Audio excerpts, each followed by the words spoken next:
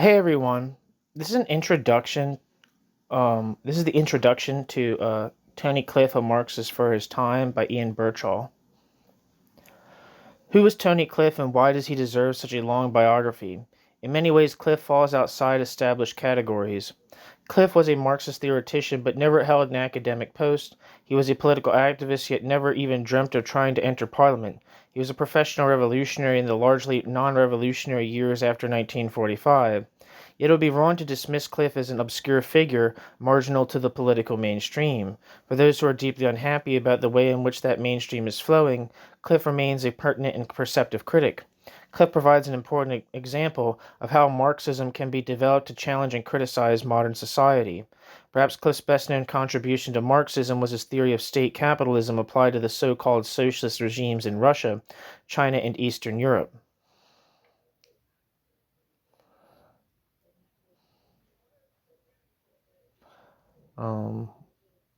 One second. I gotta duplicate this and find the fucking endnotes.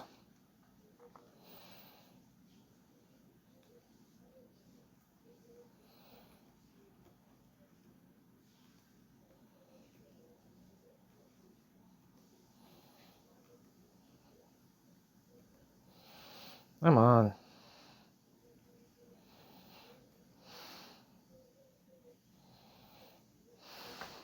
Sorry about that.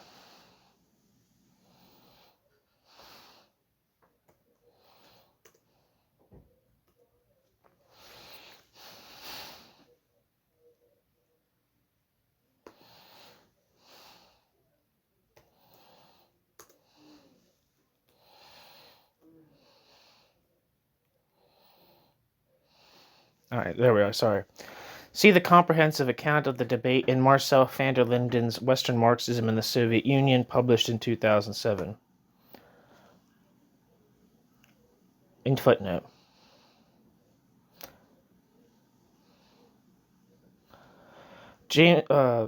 Cliff also wrote substantial biographies of Lenin and Trotsky, a couple of handbooks for trade union activists that made some impact in their time, 2 volumes on the history of the British labor movement, and commentaries on the French general strike of 1968 and the Portuguese Revolution of 1975. Cliff was always concerned to translate theory into practice. In 1950, Cliff helped found the Socialist Review Group, SRG, which became the International Socialists, and then the Socialist Workers' Party. While originally minuscule, the organization came to occupy a significant part of the space to the left of the Labour Party in British politics and eventually to rival and then replace the Communist Party. Its role in building the Anti-Nazi League and later the Stop the War Coalition gave it a place in British political life. For 50 years until his death in 2000, Cliff gave day-by-day attention to the strategy and tactics of the organization and the education of its members. Beyond this, Cliff was one of the unforgettable personalities of the British left.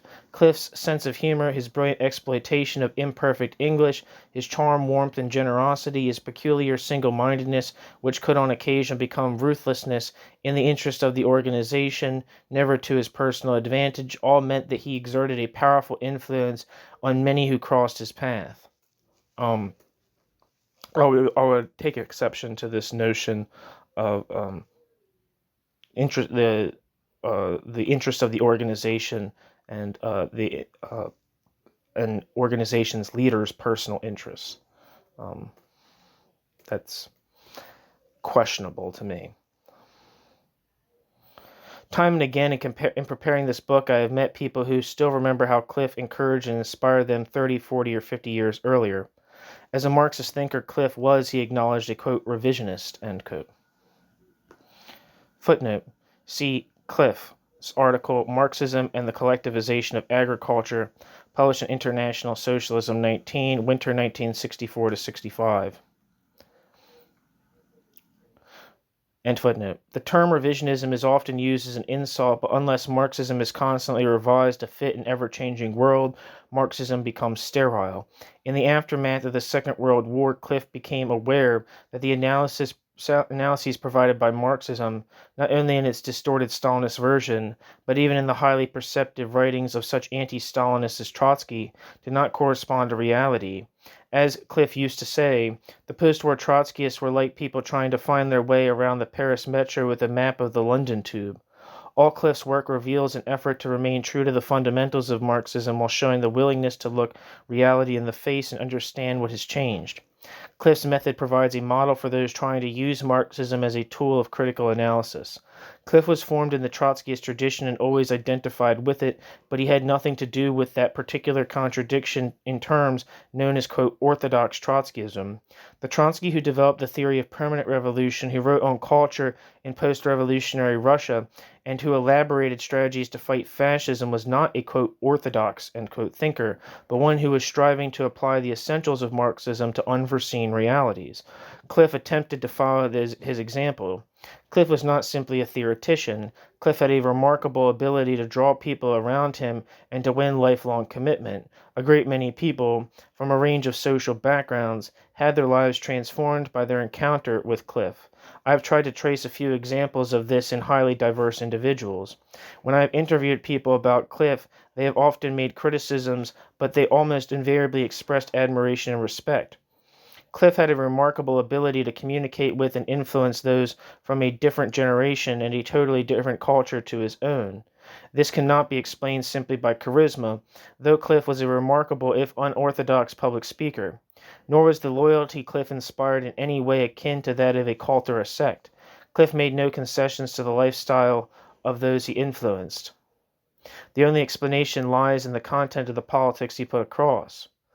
I have therefore attempted not simply to trace the development of Cliff's political ideas, but to recreate at least some part of the impact Cliff had on those around him. Yet, in a sense, this aspiration is doomed to failure. Words on paper can never recreate a living human being like Cliff. In writing this book, I have various audiences in mind. First and most important are the new generation of activists, some in the Socialist Workers' Party, others in various sections of the anti-capitalist movement. They are the people who will play a crucial role in the movement for social change over the coming half-century. They did not know Cliff, or only got a glimpse of Cliff in his last few years, but Cliff's life and work has something to offer them, and I hope to give them a sense of what he was. Secondly, there are those who are, or were, active in or around the International Socialists and the Socialist Workers' Party. These are people who knew Cliff well and value what Cliff meant to them, yet parts of Cliff's life would be unknown to them, as they were to me until I started to research this book. I hope to give a more fully rounded picture of a remarkable individual. And thirdly, there are readers not particularly sympathetic to Cliff or the Socialist Workers' Party, but who are interested in the history of the socialist movement. The story of Cliff's life is also the story of the socialist left in the second half of the 20th century, and I hope this study may enhance the understanding of the troubled age Cliff lived in. At first sight, biography seems alien to the socialist method. Socialist historians reject the, quote, great leaders approach in favor of mass action and social forces. Yet in the period since the Russian Revolution, biography has made a surprising comeback. Trotsky wrote a powerful autobiography.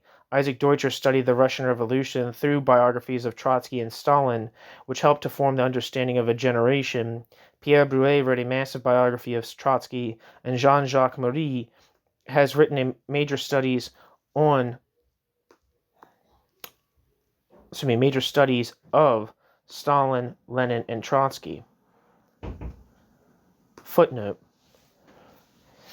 See Trotsky, My Life, Deutscher, Stalin, The Prophet Armed, 1954, The Prophet Unarmed, 1959, The Prophet Outcast, 1963, Pierre Brouet, Trotsky, 1988, Marie, Stalin, 2001, Lenin, Paris, 2004, and Trotsky, Paris, 2006.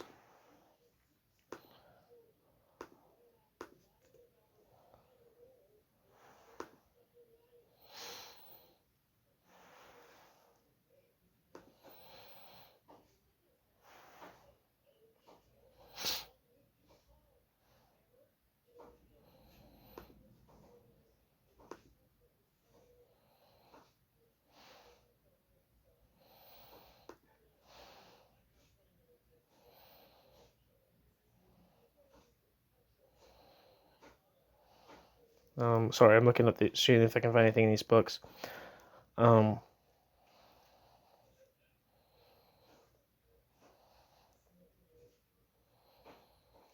The description for Stalin by Jean-Jacques Marie says, the opening of the Russian archives 10 years ago allows us to take a fresh look at the great figures of Soviet history, starting, of course, with Stalin, one of the most enigmatic figures in the history of the 20th century.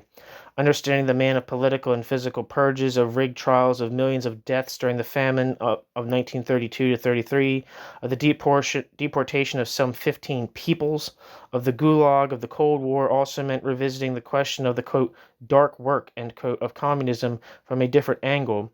What would this communism have been like if it had not been led by a Georgian with a poverty-stricken childhood, beaten by an alcoholic father, saved by a religious and rigorous education among Orthodox fathers? The journey of this former seminarian from Tiflis, who, once in power, relentlessly pursued and massacred communists in the USSR and around the world, is fascinating. How did this man, who was not very gifted for ideology, gradually weave his web in the apparatus? By what strange paradox did he take over methods and exactions of which he had been a witness or a victim under the Tsar's regime at the beginning of his political commitment?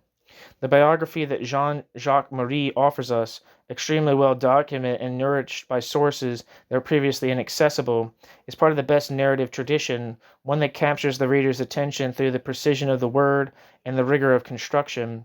Jean-Jacques Marie is one of the best French specialists on the former USSR. Since the words that the book The Words That Shook the World, he has devoted various studies to the history of communism, notably Trotsky, the deported peoples of the Soviet Union, and the Gulag.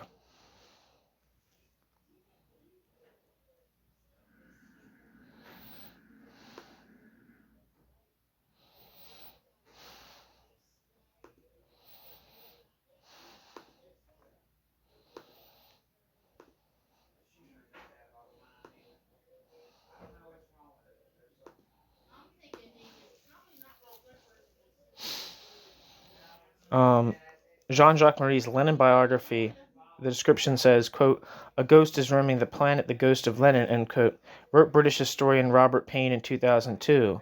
Quote, the mark he left on world history is infinitely more perceptible than that left by Alexander of Macedon, Tamerlane, or Napoleon, because he alone changed the course of history, end quote.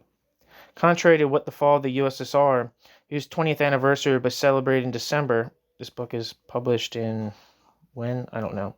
2004? I don't know. Might lead one to believe this ghost still seems to be lurking. This is evidenced by the recurrent question of whether the body of Vladimir Ilyich Ulyanov, who lived from 1870 to 1924, should be removed from his mausoleum in Red Square, a decision that no Kremlin leader has yet dared to take. ...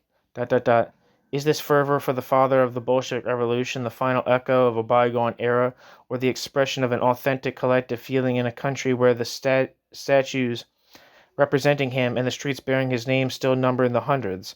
Since the collapse of the state he built in 1917 amidst the ruins, numerous available documents have shed new light on entire sections of the life and actions of the man whom recent historiography readily depicts as a bloodthirsty killer responsible for all the atrocities.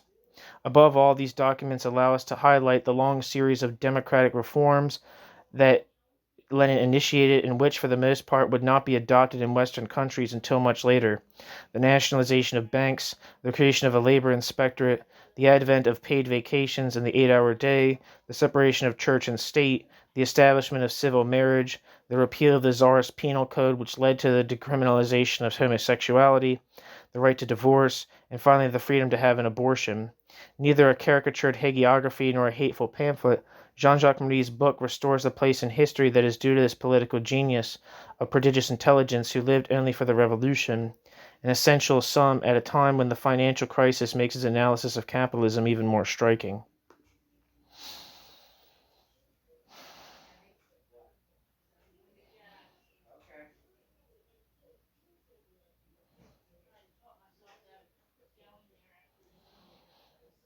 Um,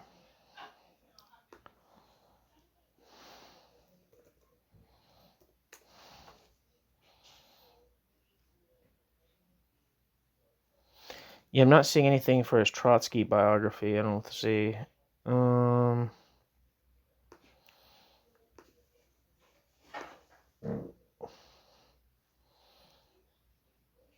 Hope no one heard that.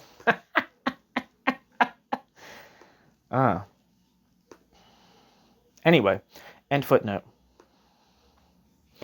The events of the Russian Revolution and its aftermath have raised for all socialists the difficult and complex problem of the role of the individual in history. The question of how individuals become socialists and how they remain socialist is of great significance. Cliff himself devoted several years to his biographies of Lenin and Trotsky because Cliff wanted new generations to understand their experience and achievements and apply them to the future tasks of the socialist movement. While Cliff lived in times that were less heroic, his life too holds important lessons. What I have written is essentially a political biography. I have tried to trace the evolution of Cliff's thought and his responses to events. I have not concerned myself much with his, quote, personal life, end quote, if indeed that term can be used of someone as single-minded as Cliff, but I have tried to show Cliff as a human being with human emotions and human feelings. Cliff was not just a political thinker and activist, but a unique individual. Marx wrote, quote, truth is general, ... my property is the form, which is my spiritual individuality. Le style, c'est l'homme. Style is the man, end quote. Footnote. Marx comments on latest Prussian censorship instruction, published in Karl Marx and Friedrich Engels' collected works.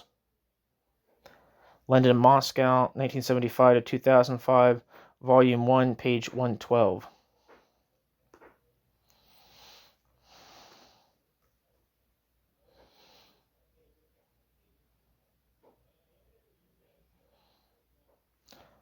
End footnote. I have tried to show not only what Cliff did, but how he did it. There is little solid material in the first 18 or so years of his life. Those who knew Cliff at that time are now gone, and Cliff himself rarely spoke of his early years. One feels that he regarded the time before he became a revolutionary as wasted. I have tried in the opening chapter to address the question of why a committed revolutionary emerged from such an unlikely battleground in the heart of middle-class Zionism, but my account is necessarily speculative. Cliff's life was bound up with the organization he helped to build. I doubt it if a single day passed for over 50 years when Cliff was not thinking of the problems of the organization. Yet I have written a biography and not the history of the Socialist Workers' Party and its predecessors. The two overlap considerably, but not completely. Where Cliff was not personally involved in an aspect of the organization's activity, I have dealt with it lightly or not at all. This should not be taken to imply that I consider these activities insignificant. There's a footnote that is not an endnote, and it says, many years ago I wrote a short pamphlet called The Smallest Mass Party in the World in 1981, which traced briefly the history of the Socialist Workers' Party up to 1979. This has been much maligned, though Cliff was quite complimentary about it in his autobiography, Tony Cliff, A World to Win, published in 2000. I stand by the positions expressed in it, though a full account would require much additional detail and documentation.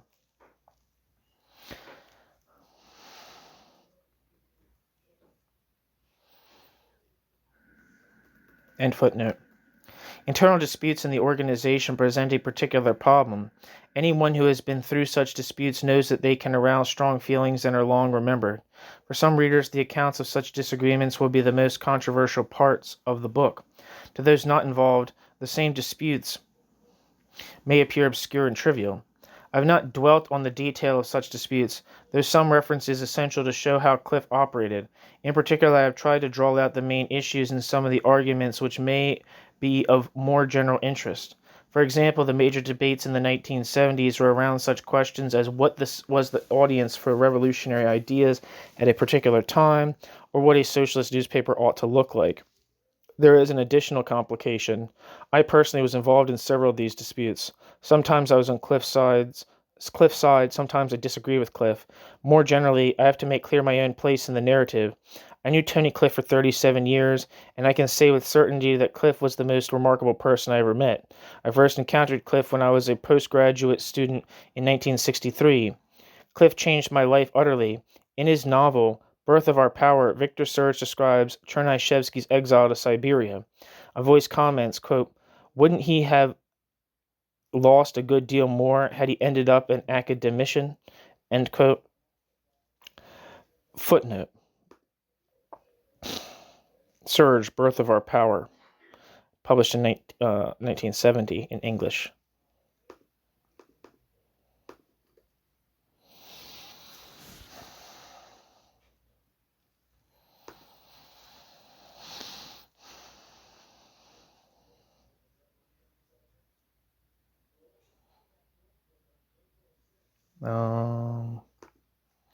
End footnote. Likewise, but for Cliff, I might have ended up a pure academic. Instead of writing this book, I might be writing on the semiotics of La Fontaine's fables. I'm gonna look up some of this stuff.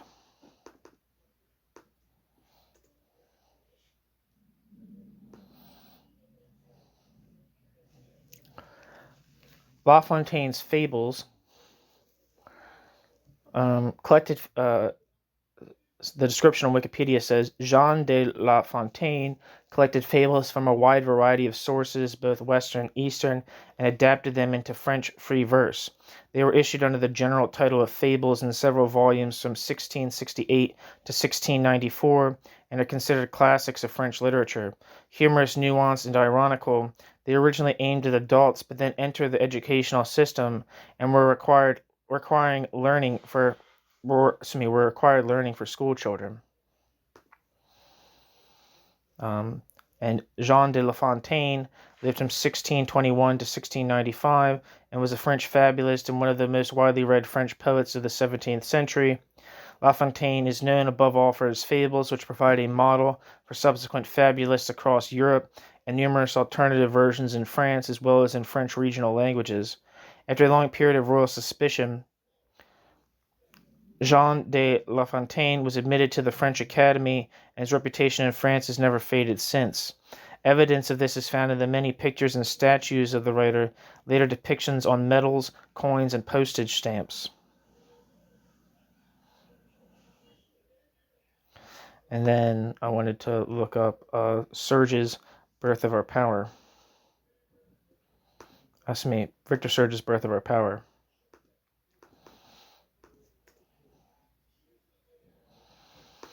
This is actually published by PM Press, which is a libertarian socialist press, I would say.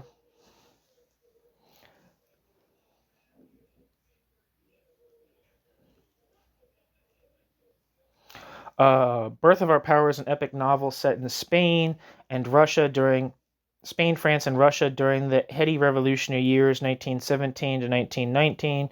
Serge's tale begins in the spring of 1917, the third year of mass slaughter in the blood and rain-soaked trenches of World War I, when the flames of revolution suddenly erupt in Spain and Russia. Europe is, quote, burning at both ends, end quote.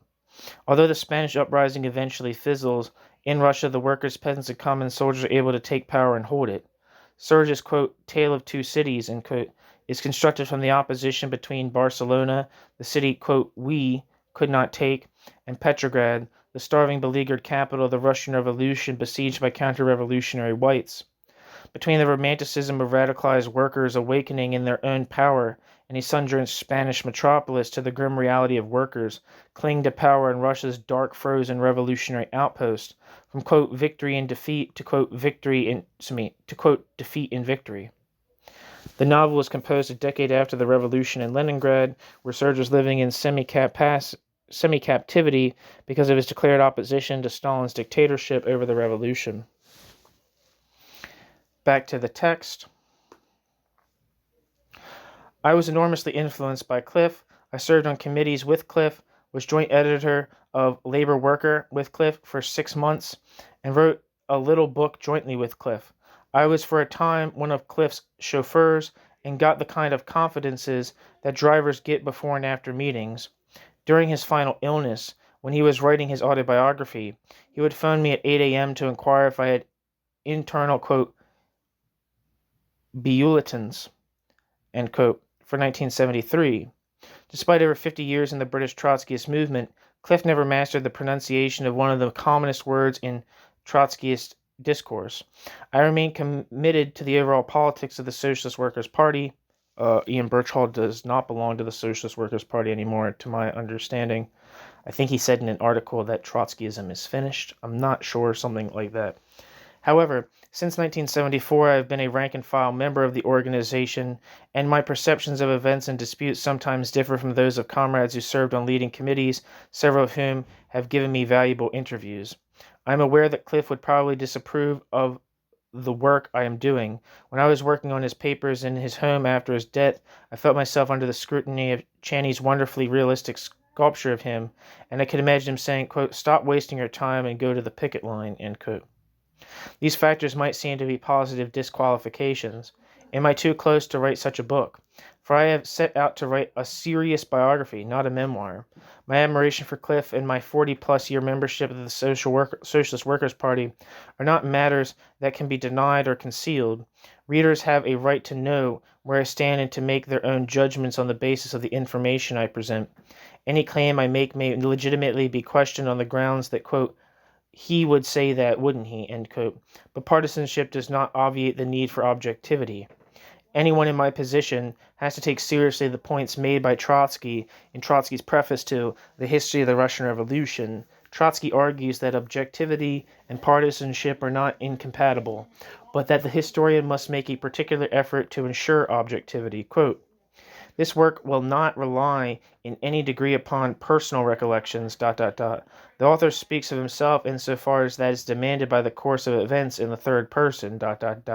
However, the fact that the author did participate in the struggle naturally makes easier his understanding, not only of the psychology of the forces in action, both individual and collective, but also of the interconnection of events.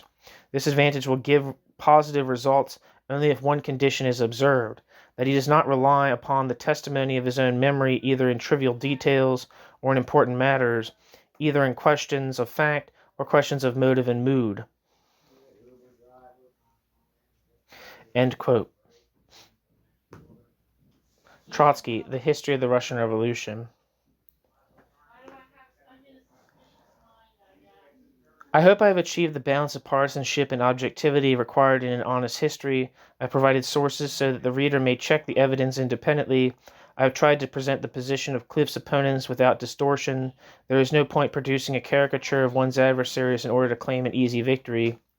If I did not believe that Cliff's life and work had a considerable positive value, I would not have undertaken the substantial amount of work required to write this book. But I also have a respect for historical truth and for detailed accuracy. One of the last things Cliff said to me before he died was, quote, "Ian, you are a bloody pedantic bastard," end quote. He may not have meant it as a compliment, but I took it as one. I shall not please everyone. I cannot present all the documents in full without making an already long book into an impossibly extended book. I am obliged to quote or summarize, but in doing so I lay myself open to charges of selectivity, misrepresentation, and quoting out of context. All I can do is assure readers that I have written in good faith. Some will not believe me. In one respect, I have deliberately decided not to follow the approach laid down by Trotsky in the passage above. My own part in Cliff's story is a small one and can be dealt with in 2 or 3 paragraphs, but I have a great many memories of Cliff. I have drawn frequently on the written and oral recollections of others, and it would be absurd to cite other people's memories but refuse to rely on my own. I cite my own recollections where appropriate, confirming them by other people's memories where possible, but if not, clearly labeling them as author's recollections. I have done this in particular in footnotes. I varied Trotsky's practice by referring to myself in the third person in the text, but in the first person in footnotes. Such notes generally add color and anecdotal detail to the narrative, rather than making substantive political points. At no point do I base a political defense of Cliff or any significant claim about Cliff's political position purely on my personal recollection. Footnote. In a very few cases, I have omitted the source in order to protect the privacy of a third party. These all relate to minor points. End footnote. At a conference of the International Socialists in the late 1960s, it was resolved that since there were many new members, all speakers would introduce themselves by name and branch. Cliff was attached to a branch in the Angel, Islington area, and when he came to give his report, he proclaimed himself Tony Cliff the Angel. Cliff was not an angel. He could be dishonest and unscrupulous in argument. He sometimes badly misjudged situations, and he was on occasion a shockingly bad judge of character, making into stars comrades who would fade within a short space of time. But angels do not build revolutionary parties, and it would be irresponsible to suggest that angels do. I have been repeatedly urged by those who knew Cliff to portray him, quote, warts and all, end quote. Yet I have done so with misgivings. I am well aware that if I recount Cliff's errors, they will be ripped out of context to discredit Cliff and the organization Cliff built. This is catch-22. If I made no criticisms, I would be accused by the same people of sycophancy and hagiography. I have had to take that risk. I have written what I believe to be true. If history is not truthful, it will build nothing. I believe Cliff's merits far outweigh his defects. If I did not, I would never have undertaken this task. But the defects also need to be understood. I am too old and too cynical to write hagiography. Cliff's real achievements were sufficiently great for there to be no need to attribute to him virtues he did not have. In one of his finest lectures, a few years before he died, Cliff expressed his hatred of hagiography in the socialist tradition. Quote, "The worst thing in the world is hagiography. To come and say Engels knew everything, that Engels was always right, that makes me absolutely sick," end quote. Cliff.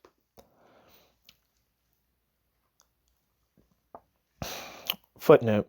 Tony Cliff, Engels, in Tony Cliff Selected Writings, Volume 1, International Struggle in the Marxist Tradition.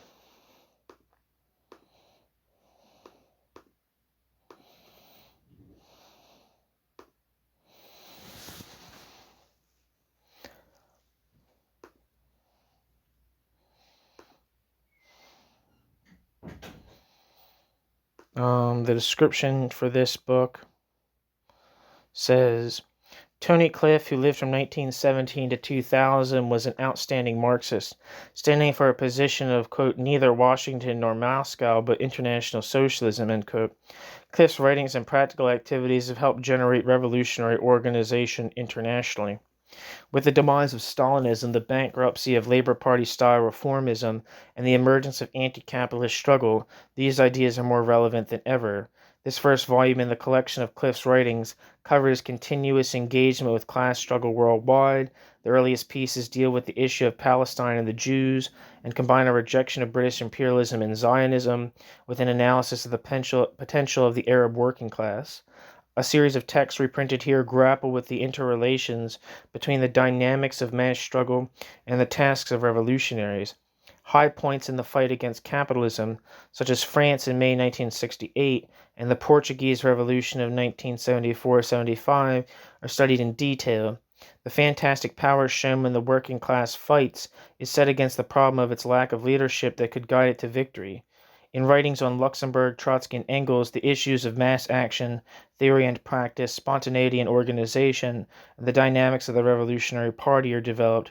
The final piece on Indonesia summarizes many of these lessons learned over two-thirds of a century of tireless work. Back to the text and footnote. I hope I have written in that spirit. I have attempted to draw on all available sources in writing this book. The first and most important is Cliff's own writings.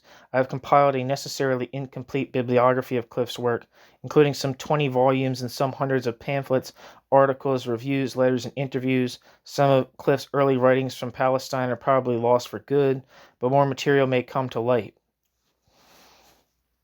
Footnote. Certainly there is more to be said on Cliff's early years and the origins of Palestinian Trotskyism. I was hindered in pursuing the matter further by both the absence of documents and my own ignorance of Hebrew. End footnote. If it does, it will be added to the already excellent selection of his work on the Marxist Internet Archive. Footnote. All those interested in Cliff's work must be grateful to Inde Callahan and others for their work they have done in building up this archive. End footnote. There are tapes of some of Cliff's meetings. Footnote. There are recordings of some of his meetings at www.inde.org. resistancemp3.org. Cliff's Marxism meetings from 1992 onwards are in the BLSA C797. End footnote. I have followed Cliff's example in his studies of Lenin and Trotsky and have allowed Cliff to speak in his own voice with quite lengthy quotations from his writings, especially those that are not easily available. Cliff did not take much care of his papers. After Cliff's death, I sorted through the material that had been simply pushed into a cupboard at his home. I found the manuscript of a book that had been simply abandoned in the 1960s, but otherwise there are few revelations. Footnote: the papers are now available in the Tony Cliff Archive at Modern Records Center, University of Warwick.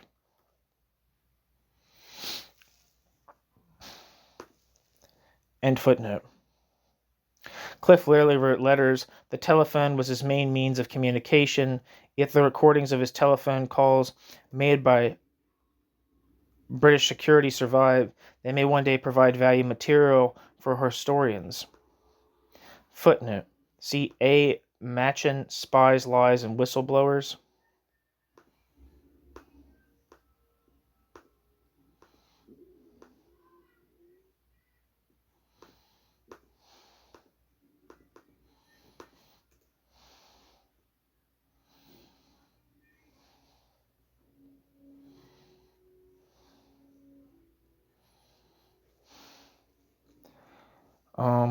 On Amazon, there's a book titled Spies, Lies, and Whistleblowers, MI5, MI6, and the Shaler Affair.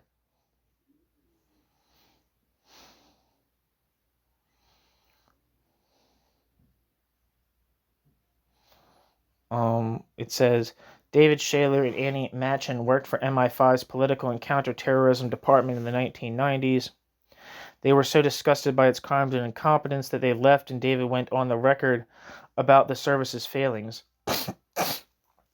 Ministers refused to hear his evidence and said they have used this Official Secrets Act and injunctions to stop journalists from investigating his disclosures. This has led to a life on the run, exile in Paris, a 2-year court case, and 2 spells in prison. Here, for the first time, Annie writes about her experiences at the heart of the secret state and what happens when you stand up to it.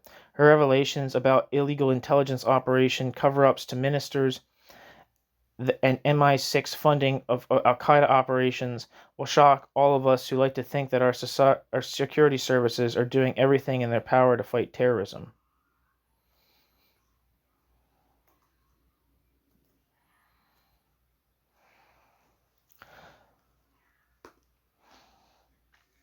Back to the text and footnote. In his last year, Cliff worked on an autobiography, A World to Win.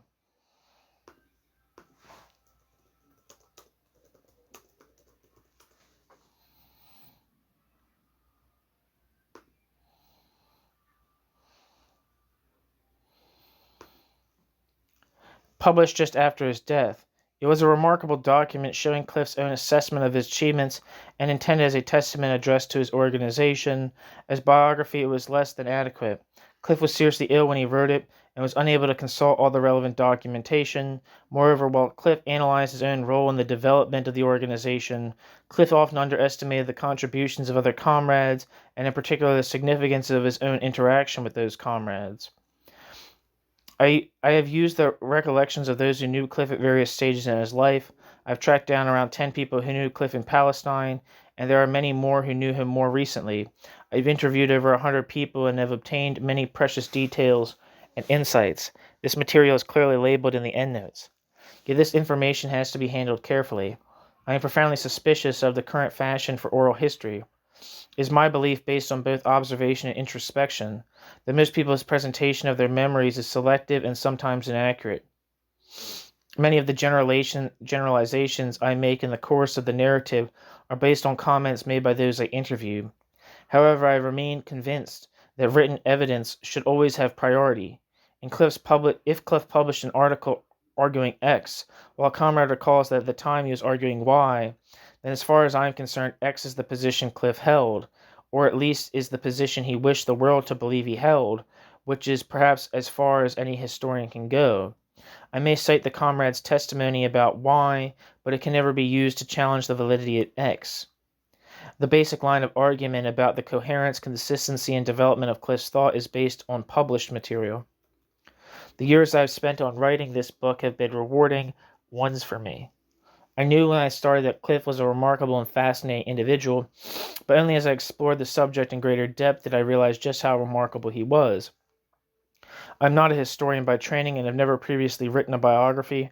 I've had to grapple with questions of method and am grateful for the assistance of other historians, notably my good friends in the London Socialist Historians Group and on the editorial board of Revolutionary History.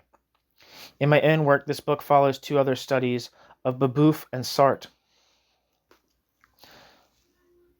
Footnote: Birchall, The Spectre of Babeuf.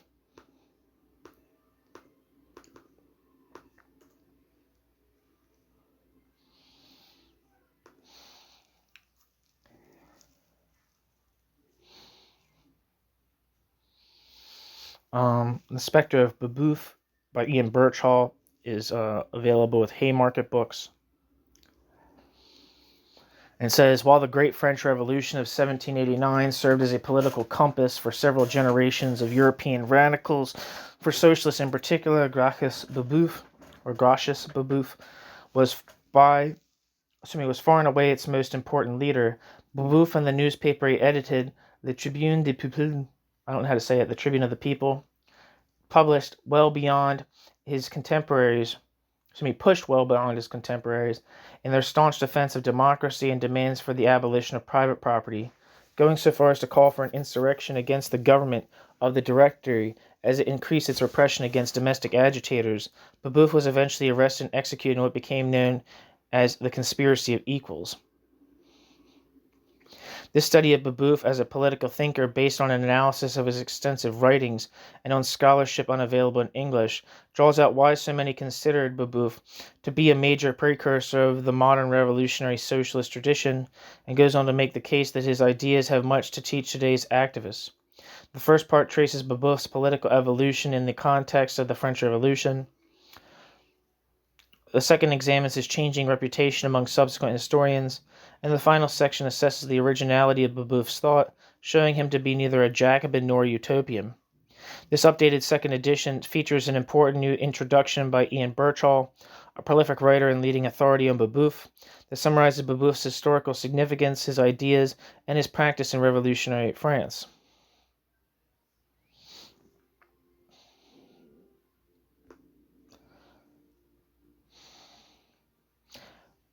Back to the text. And now I want to look up Sartre against Stalinism.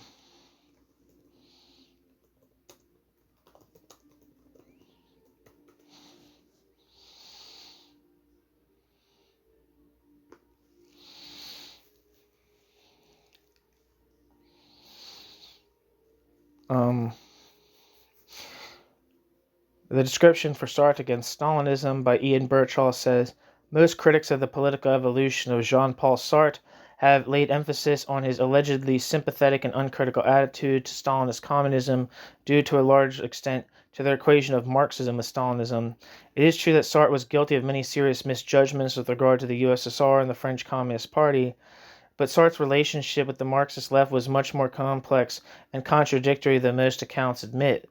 This book offers a political defense of Sartre and shows how, from a relatively apolitical stance in the 1930s, Sartre became increasingly involved in the politics of the left. Though he always distrusted Stalinism, he was sometimes driven to ally himself with it because of the force of its argument.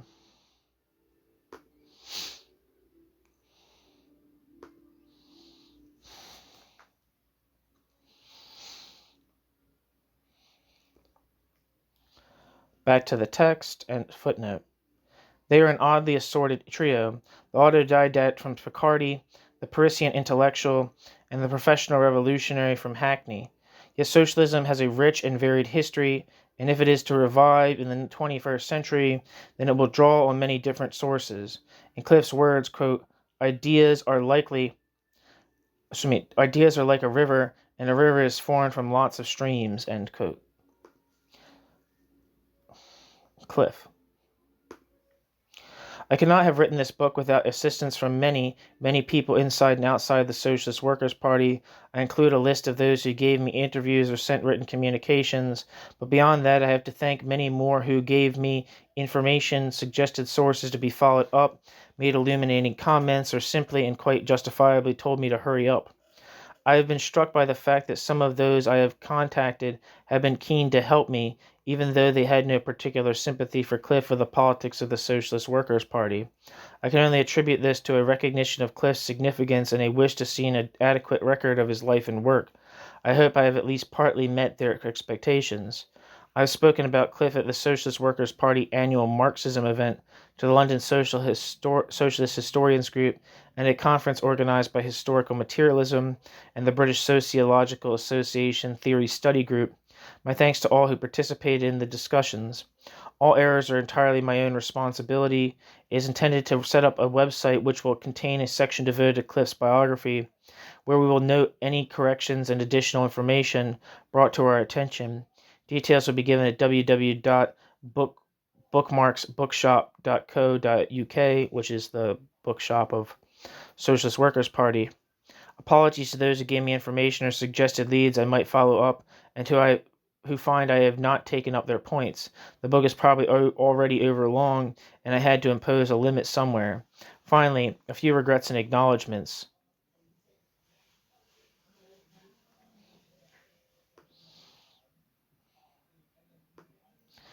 I first broached the idea of writing the book in a conversation with Paul Foote, and he sent me a wonderful letter of encouragement when I was still uncertain whether I could take on the job. I bitterly regret not having collected his memories of Cliff before his appalling sudden death. Ross Pritchard, Duncan Hollis, Jim Higgins, and Michael Kidron all died before I embarked on the book, and so I was unable to draw on their memoirs. Pete Glatter, who gave me great encouragement, died before it was finished. Al Richardson, who knew more about British Trotskyism than anyone else, offered me his help but died before I could have his brain. I would have disagreed with him, but I would have learnt a great deal in doing so. I had an interview with Frank Henderson arranged for the day after the stroke that led to his death some months later. Like all his friends, I was deeply shocked by the sudden death of Chris Harman in 2009. Chris had served with Cliff on leading committees of the International Socialist Workers' Party over 4 decades, and I was looking forward to the critical comments on my biography, which he was uniquely qualified to make. My greatest debt, however, is to Channy Rosenberg, Cliff's tireless companion for 54 years. Without her, not only this book, but its subject matter would have been utterly inconceivable. I dedicate it to her. Ian Birchall, December 2010. Thank you so much for listening.